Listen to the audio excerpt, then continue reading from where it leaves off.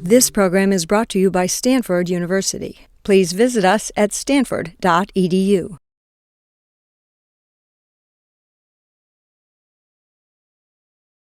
First of all, I think everyone should try to find something they're passionate about in their life.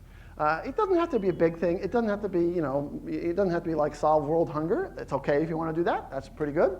But you ought to find something. You pick it. It could be a business thing. We want to build a better chip. We want to make the internet faster. We want to do this. We want to do that. It could be a science thing. It could be a public interest thing. I don't care. Find a passion. You don't have to get it right away. You can be patient about it. You can develop later in your life. But be on the lookout for it. Because that's what makes it an interesting life, is you find something you're passionate about and you say, okay, I'm going to work on that, and I'm going to work on it for a while. And it gives you some reason to go through all the crap that happens in life, especially, if you pick a challenging thing, there'll be a lot of bad things happen. The harder the challenge, the more difficulties you encounter. But pick a passion and then follow it as long as you can. Along the way, lesson number 2, use the fastest and surest ways to promote or get to your goal. This is getting back to entrepreneurism. At any point in time, say, what is the surest method of progressing my goal? Not the one that's going to make me the most money or the most fame, whatever. I believe that rewards come from following your passion and having success at that. And all the other stuff you care about in life will take care of itself if you are true to your beliefs and you've picked a good goal to go after.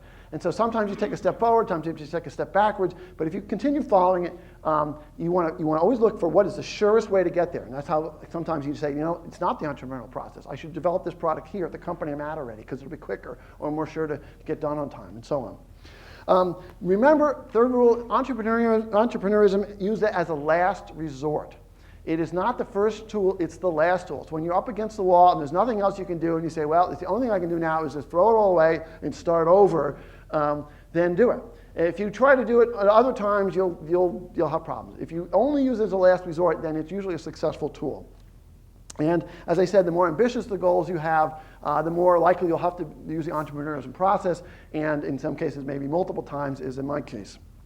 And then finally, work smartly. This is just a catch-all for a bunch of little things I want to put in here and together. One is, I don't believe you have to work really hard, like long hours, to do a lot of significant things in your life.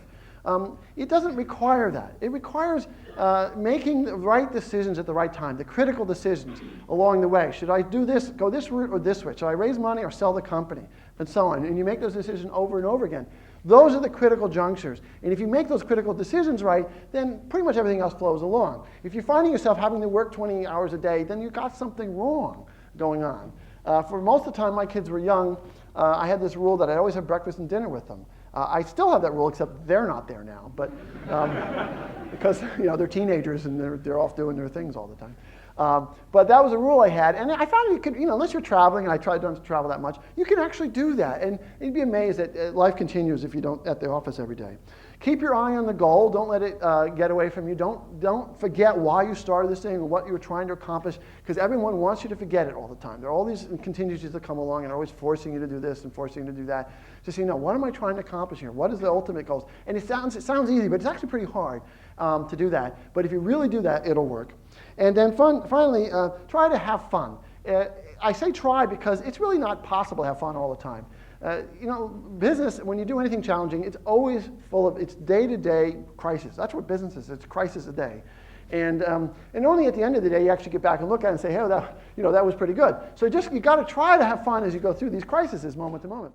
The point is that you just got to have faith that in the end of the day it's all going to turn out well, and therefore don't sweat it too much. And every day when there's a new crisis, try to remind yourself saying, hey, you know what, we'll get through this. Just follow the goal, follow the mission, and you'll get there.